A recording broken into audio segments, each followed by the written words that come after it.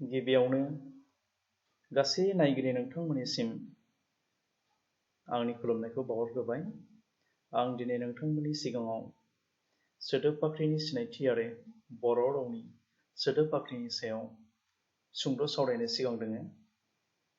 फै बिदिब्ला गिबियावनो सोदोब बाख्रि माखौ बुङो मिथिनानै लाग्रोनि। मोनसे रावनि गासैबो रोखोमनि सोदोबफोरनि जथायानो जादों सोदोब बाख्रि। बेफोर सोदोबफोरा बुंनाय राव, लिरनाय राव एबा रावसा महरैल'बो बाहायजानो हागौ।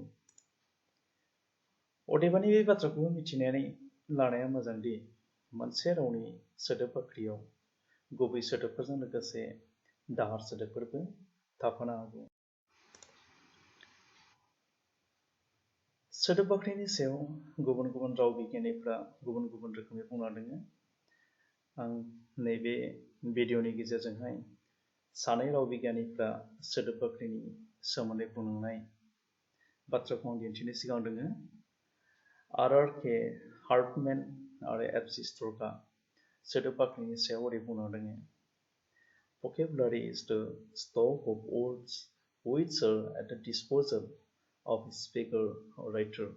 थामहिनबा सोदोब बाख्रिया जादों मोनसे रावनि राव रायगिरि आरो लिरगिरिफोरजों सावरायजानाय गासैबो रोखोमनि सोदोबफोरनि जथाय।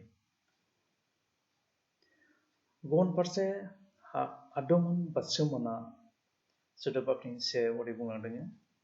Total set of all words in a language at a particular point in time. Total set of all words होननायनि गेजेरजोंहाय गासैबो रोखोमनि सोदोबनि बाथ्रायानो बा सोदोबनि जथायनि बाथ्रायानो फैदों। दा बिथांमोननि जि डिफिनिसन, बे डिफिनिसना बुंनो थाङोब्ला गुबुन नङा, एखे लाइनावनो बिथांमोना सोदोब बाख्रिनि डिफिनिसनखौ होलांदों। सोदोब बाख्रिया गुबुन गुबुन रोखोमनि दङ बा सोदोब बाख्रिखौ गुबुन गुबुन रोखोमनि मोननो हायो। मोनसे रावनि सोदोब बाख्रियाव जायगा मोननाय सोदोबफोरनि बाहायजानाय आरो बाहायजायैखौ नोजोर होनानै सोदोब बाख्रिखौ मोननै रोखोमै मोननो हायो। बेफोरनो जादों एक्टिभ भकेबुलारि, जायखौ आं बेवहाय बाहायजाग्रा सोदोब बाख्रि बुंनाय जादों। गुबुन मोनसेया जादों पेसिभ भकेबुलारि, बेवहाय बाहायजाबाङै सोदोब बाख्रि होननानै आं मख'दों। थारै बाहायजाग्रा सोदोब बाख्रि एबा एक्टिभ भकेबुलारि माखौ बुङो नायनि। सरासनस्रायै जाय सोदोबफोरखौ सुबुङा राव रायनायनिफ्राय जागायनानै लिरनाय फरायनायसिम बांसिन बिबाङै बाहायनाय जायो, बैफोर सोदोबफोरानो एक्टिभ भकेबुलारि। बेखौनो जों मिथिनानै लानांगोन। एक्टिभ भकेबुलारिया जादों एक्टिभ सोदोबफोर, जाय सोदोबफोरखौ जोङो जिउ खुंनायावहाय गले गले बाहायबाय थायो। थोंजोङै बुंनो थाङोब्ला सानफ्रोमबोनि जिउ खुंनायाव बाहायजानाय सोदोबफोरानो एक्टिभ भकेबुलारि। दानिया पेसिभ भकेबुलारि। मोनसे रावाव खायसे सोदोबफोर मोननाय जायो, जायफोर सोदोबफोरखौ सानफ्रोमबोनि जिउ खुंनाय समाव खम बिबाङैसो बाहायनाय जायो एबा बाहायजायो। बे रोखोमनि सोदोबफोरानो जादों पेसिभ भकेबुलारि।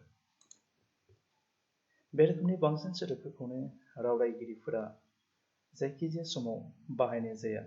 बेफोरखौ बाहायनायाव माब्लाबा समाजारि हेंथाबो नुजाथियो। बेनिखायनो बे रोखोमनि सोदोबफोरखौ जायखिजाया समाव जायखिजाया सुबुंजों रायज्लायनायाव बाहायनाय नुनो मोना। बेफोर सोदोबफोरा बुंथावै सोदोब, जायखौ टेबु वर्ड होननानै बुंनाय जादों, बेनि सारियावबो गोग्लैनो हागौ। दानिया बिदिनि बर' रावनि सोदोब बाख्रियाव सिन' टिबेटान रावफोलेरनि सिङाव थानाय टिबेट'-बार्मान दालाय रावफोलेरनि सिङाव मोनसे मुंख'जाथाव राव महरै जायगा आवग्रिनो हानाय बर' रावनि सोदोब बाख्रियाव गुबै सोदोबफोरजों लोगोसे गोबां गुबुन रावनि सोदोबफोरखौ मोननो हायो। बेनि सायाव सोनारनानै बर' रावनि सोदोब बाख्रिखौ गाहायाव होनाय सातबादि दा बाहागो राननानै सावरायनो हायो। आं बेवहाय बर' रावनि सोदोब बाख्रिखौ फार्स्टआवनो गुबै सोदोबखौ लाखिदों, बेनि उनाव सोरजिनाय सोदोब, बेनि उनाव दाहार सोदोब, दाहारखौ मोननै बाहागोआव रानदों, हादोरनि दाहार सोदोब, गुबुन हादोरनि दाहार सोदोब, ओमफ्राय बेनि उनावहाय लास्टआव मोनसे बाहागो लाखिदों आङो, बेनो जाहैबाय गलाय सोदोब, जायखौ हाइब्रिद वार्ड होननानै बुंनाय जादों। दा बे बाहागोफोरखौहाय सोमोन्दो लाखिनानैनो बेवहाय बर' रावनि सोदोब बाख्रिनि सायाव सुंद' सावरायनो सिगांनाय जादों। दानिया नायनि गुबै सोदोब, जायखौ अरिजिनेल वार्ड होननानै बुंनाय जादों। गुबै सोदोबफोरा जादों मोनसे रावनि थाखानाय सोदोबफोर, जायफोर सोदोबफोरा गुबुन रावनि सोलाव एबा दाहार लानाय नङा। जेरै नैबेयाव मोननैसो आं बिदिन्थि होदों, न', ना, हा, दै बायदि बायदि। बर' रावनि गुबै सोदोबा माखासे आखुथायफोर हमथाना लाखिबोदों। बेफोर आखुथायफोरा बर' हान्जा, जायखौ बड' ग्रुप होननानै बुंनाय जायो, बेफोर रावफोरनि आखुथायफोरजों गोरोबलायनाय दङ। खायसे आखुथायफोरखौ गाहायाव होनो नाजानाय जाबाय। बेवहाय फार्स्टआवनो आं लाबोदों, बर' रावनि बांसिन गुबै सोदोबफ्रानो रिंसार जथायसेयारि, जायखौ मन'सिलेबिक आखुथाय होननानै मिथिनाय जादों। जेरै न', ना, हा, दा बेफोर बिदिन्थिफोरा गासैबो मन'सिलेबिक। मोननै एबा बेनि बांसिन रिंसार जथाय थानाय सोदोबफोरखौ मोननो हायो। गुबैयै बे रोखोमनि सोदोबफोरा दाजाबथायारि, जायखौ एग्लुटिनेटिं होनना बुंनाय जादों, आखुथायजों दाजानाय। जेरै बेयाव मोननैसो बिदिन्थि लाबोदों, बिबार, मोसौ, अखाफोर, बारहुंखा बायदि। दाउमा दाउसानि मुंनि सिगाङाव गुबै महर दाउजों जागायोब्ला बेखौ बर' गुबै सोदोब होनना सानना लानो हायो। जेरै दाउखा, दाउथु, दाउब', दाउसा, दाउराइ बायदि। फिथाइ सामथाइनि मुंनि सिगाङाव गुबै महर थाइजों जागायोब्ला बै फिथाइफोरनि मुंखौबो बर' गुबै सोदोब होनना सानना लानो हायो। जेरै थाइजौ, थाइखा, थाइलिर बायदि बायदि। गुबुन फारसे नानि मुंनि सिगाङाव गुबै महर नाजों जागायोब्ला बै नानि मुंखौबो बर' गुबै सोदोब होननानै साननानै लानो हायो। जेरै नास्राय, नाथुर।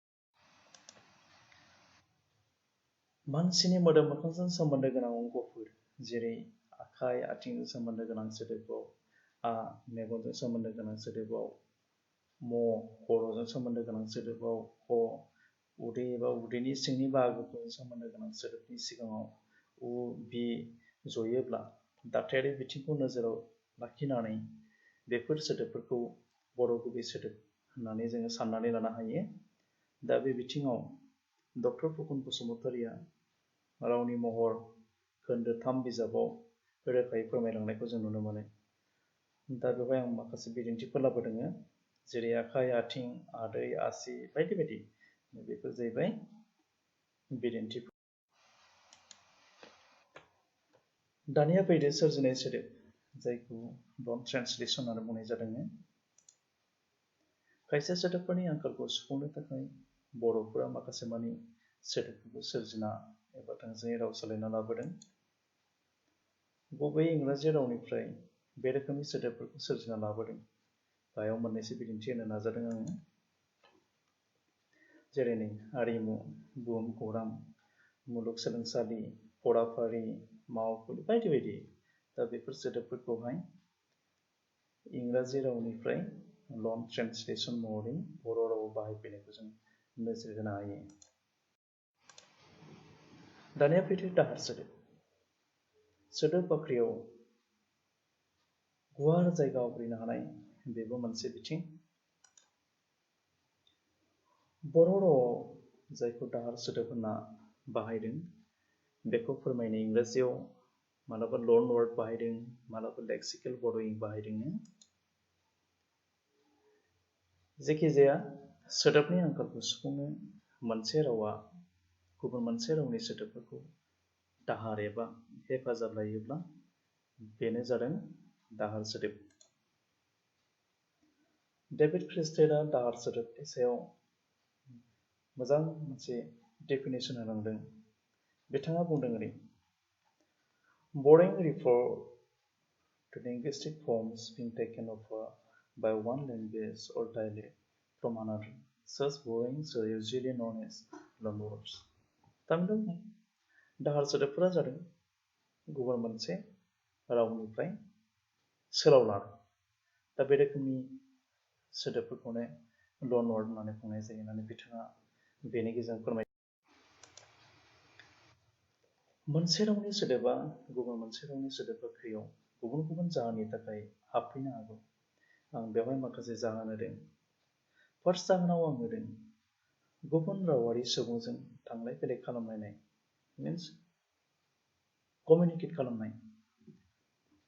दा मोनसे रावारि बा मोनसे राव रायग्रा सुबुङा खाथि खालायाव थानाय गुबुन रावारि सुबुंजों थांलाय फैलाय खालामलायोब्ला, जाजाबलायोब्ला, लोंजाबलायोब्ला, हाथाय बाजार खालामलायोब्ला बेफोरनि गेजेरजोंनो मोनसे समावहाय बैसोरनि रावा मा जानो हागौ? गुबुन मोनसे रावावहाय दाहार महरै हाबफैनो हागौ। गुबुन मोनसे जाहोन महरै आं लाबोदों जौगाखांनाय रावफोरनि नारसेबनाय। आथिखालाव बे मोनसे कमन बिथिं जानानै फैदों। जौगाखांनाय रावफोरा बा जौगाखांनाय हारिफोरा जेब्लाबो उन्दै हारिफोरखौ नारसेबो।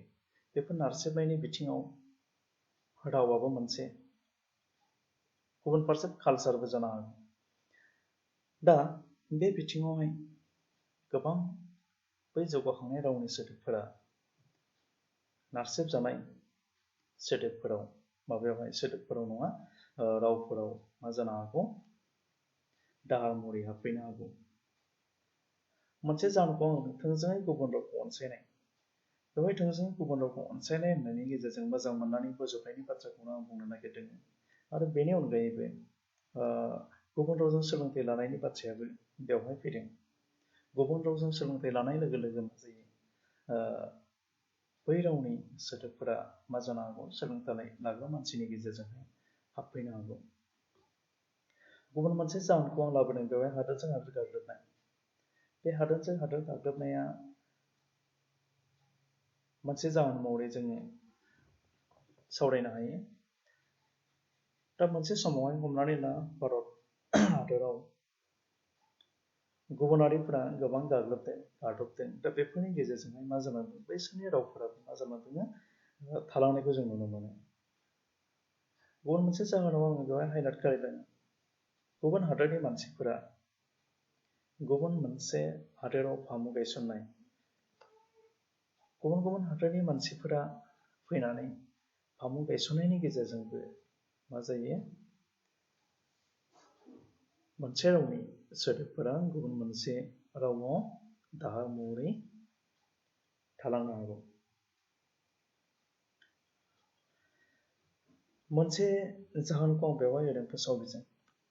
आथिखालावहाय गोजौआव मेनसन खालामजानाय जे जाहोनफोर बेफोर जाहोनफोरखौ बाद होनानै फोसाव बिजोङा गाव हारसिङैनो गुबुन रावनि सोदोबफोरखौ केरि खालामै गुबुन गुबुन रावफोरावहाय मा खालामदों? दाहार महरैहाय सोसनफैगासिनो दङ। जोबनायाव मोनसे जाहोन होदों आङो बुहुमनांसार होनदों आं बेवहाय जायखौ ग्लबेलाइजेसन होननानै बुंनाय जादों। आथिखालावहाय ग्लबेलाइजेसननि जि इम्पेक्ट बे इम्पेक्टआहाय गासैबो बिथिङावनो फैदों। रावनि बिथिङाव फैदों, कालचारनि बिथिङाव फैदों, रांखान्थिनि बिथिङाव फैदों, राजखान्थिनि बिथिङाव फैयो। दा रावनि बिथिङावबो ग्लबेलाइजेसना गोबां बिहोमा होदों। दा बे बिथिङावहाय गुबुन गुबुन रावफोरनिफ्राय गुबुन मोनसे रावसिम गुबुन गुबुन सोदोबखौ रोगानानै लाबोनायावहाय गोबां बिफाव लादों। बेखौ जोङो नोजोर होनो हायो। बर' रावनि बिथिङाव बिमा बिफाया गावसोरनि गथ'फोरखौ बिमाखौ मामि, बिफाखौ बाबा बुङो फोरोंजेननायनिफ्राय हमनानै सानफ्रोमबोनि जिउ खुंनायाव गोबां दाहार सोदोबफोरखौ बाहायबोदों। लेखा फरा गोरों बा लेखा फरा रोङै बर' सुबुंनि बेलायाव दाहार सोदोब बाहायनाया खमब्लाबो बिसोरबो दाहार सोदोब बाहायनायनिफ्राय उदां जाफेरनो हायाखै। गुबुन फारसे लेखा फरा रोंनाय मानसिनाव दाहार सोदोब बाहायनायनि अनजिमा गैया। बिसोरनि खायसेया बाथ्रा रायज्लायनायनि मोनसे आदब महरै गुबुन रावनि सोदोबफोरखौ अनसायना लाबोनायखौसो जोङो बर' रावनि दाहार सोदोबखौ मोननै बाहागो खालामनानै सावरायनो हायो। बेवहाय लाबोदों हादोरनि दाहार सोदोब जायखौ लोन वर्ड्स फ्रम विदिन दि कान्ट्रिज होननानै बुंनाय जादों। गुबुन हादोरनि दाहार सोदोब जायखौ आं लोन वर्ड्स फ्रम फरेन कान्ट्रिज। दा बे बाहागोनि सोमोन्दै आं चार्टआवबो दिन्थिनाय जाखादों। दानिया फैदो हादोरनि दाहार सोदोबनि बिथिङाव। बर' रावनि सोदोब बाख्रियाव हादोरनि गुबुन गुबुन रावफोरनि सोदोबफोरनि फुंखाखौ बांसिनै इन्डो इउर'पियान राव फोलेरनि दालाय राव इन्डो एरियान दालाय राव फोलेराव बांसिन मोननो हादों। दा बे बिथिङाव असमिया रावनि बाथ्रा फैयो, बांला रावनि बाथ्रा फैयो, हिन्दी रावनि बाथ्रा फैगोन। बे बिथिङाव गिबियाव असमिया रावनि बाथ्राखौनो आं बेवहाय लाबोग्रोदों। बर' रावनि सोदोब बाख्रियाव असमिया रावनि सोदोबफोरा हाबफैनायनि जाहोनखौ डक्टर बानिकान्त काकतियारि बुंदों। Living long in the plains and in the immediate neighborhood of Aryan-speaking people, the Bodos borrowed words freely from the Aryan dialects. दा बेवहाय बिथाङा बेखौसो बुंनो नागिरदों, गोबां बोसोर ज' थाजाबलायनायनि गेजेरजों मा जादों जाहैदों, रावफोरखौहाय दाहार महरै लालायनायखौ नुनो मोननाय जादों होननानै बिथाङा बुंनांदों। बेयाव मोननैसो बिदिन्थि लाबोदों आङो, नायनो हागोन। धर्म, धोरोम, शब्द, सोदोब, नेवल, नेवलाय, हियाल, सियाल, बेफोरखौ आङो जास्ट सेम्पोल महरैल' दिन्थिनो नाजादों। असमिया रावनि उनाव जों बांला रावनि बाथ्राखौबो लाबोनो हायो। मानोना जों बर'फोरा बांला स्पिकारफोरनि खाथि खालायावबो गोबां बोसोर सिगांनिफ्रायनो संसार जाबोदों। दा बे बिथिङाव बिसोरजों जाजाबनाय, लोंजाबनाय, हाथाय बाजार खालामलायनाय, बेफार फालांगि खालामनाय, बेफोरनि गेजेरजोंबो बिसोरनि गोबां सोदोबफोरा जोंनि बर' रावनि सोदोब बाख्रियाव हाबफैनायखौ जोङो नोजोर होबा नुनो मोनो। बेवहाय मोननैसो बिदिन्थिखौ आं दिन्थिदों, जेरै भेजाल, केलेंकारि, रसगल्ला। दा बेफोरो जाहैबाय बिदिन्थिफोर। गुबुन फारसे जाय हिन्दी रावनि बाथ्राया फैगोन, जायखौ हादोर गेजेरारि राव होननानै जोङो बुंनो हायो। बे रावजों रायज्लायनाय, बे रावजों सोलोंथाइ लानाय, बायदि बायदि, बे रावजों गुबुन गुबुन हाबा हुखायाव खामानि मावनाय, बेफोरनि गेजेरजोंबो मा जादों, हिन्दी रावनि गोबां सोदोबफोरा बर' रावनि सोदोब बाख्रियाव हाबसनफैनायखौ जों नुनो मोननाय जादों। बेयाव जास्ट मोननैसोल' बिदिन्थि होनो नाजादों, नोंथांमोना नायनो हागोन। बेनि उनावहाय आं फैदों बर' रावनि सोदोब बाख्रियाव अस्ट्र' एसियाटिक आरो टिबेटु बार्मान राव फोलेरनिबो खायसे फुंखाफोरखौ जों नुनो मोननाय जादों। दा बेवहाय आं मोननैसोल' बिदिन्थि लाबोदों आरो बांद्रायबो गैखाया। दा बेवहाय खासिनि बिथिङाव दिङा, जोंजाल, दमासा, बायदि बायदि सोदोबखौ आं लाबोदों। डिमासानि बिथिङाव तामिनबा, अदेबानि, सावस्रि, बेफोरखौ आं लाबोदों। दानिया फैदो गुबुन हादरनि दाहार सोदोब। गुबुन हादरनि दाहार सोदोबफोरनि गेजेराव इंराजि रावनि बाथ्राखौनो गिबिसिनै मुंख'नो हायो। भारत हादराव फामुवारि मुगा, जायखौ कलनियेल पिरियड होननानै बुंनाय जादों, बै समनिफ्रायनो इंराजि रावनि गोहोमा फैदों। आथिखालाव इंराजि बिजोंजों सोलोंथाइ लानाय बे मोनसे गाहाय जाहोन होननानै बुंनो हायो। इंराजि रावनि सोदोबफ्रा बर'आव हाबफैनायनि बिथिङाव। बेनि अनगायैबो इंराजि रावखौ बुहुमनाङारि राव, ग्लबेल लेंगुवेज महरै मान होनाय आरो बेखौ अनसायनाया मा खालामनानै होफैदों, बै रावनि खायसे सोदोबफोरखौ जोंनि सोदोब बाख्रिसिम रोगानानै लाबोनायाव हासार होनाय बायदि जादों। इंराजि रावनि बांसिन दाहार सोदोबफोरा गाहायनि आयदाफोरजों सोमोन्दो गोनां। आं बेवहाय माखासे आयदाफोर लाबोदों।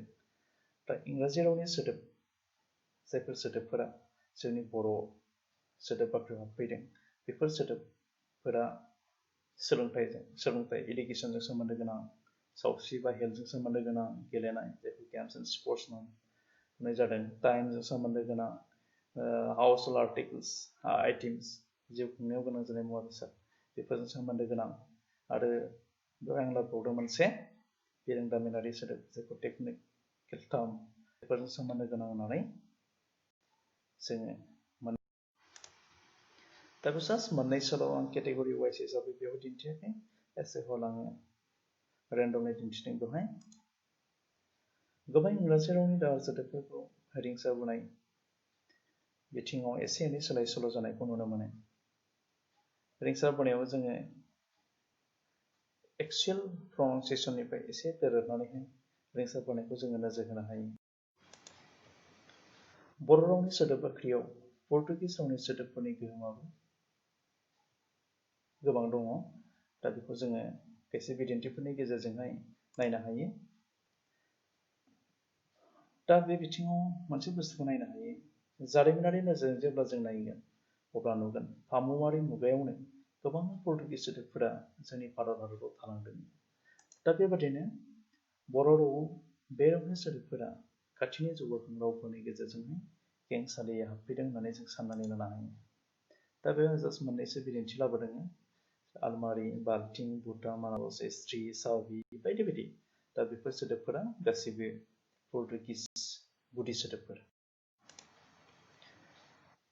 दानिया बिदिनो फारसि आरबि गुदि सोदोबफोरखौ जोंनि बर' रावनि सोदोब बाख्रियाव गोबां नुनो मोननाय जादों दा मोननैसो बिदिन्थि नायनो हागोन किताबनिफ्राय हमनानै बे सरबसिम बेनिफ्राय जेसेबां बेवहाय दङ बिदिन्थिफोर बेफोर बिदिन्थिफ्रा गासैबो फारसि आरबि गुदि सोदोबफोर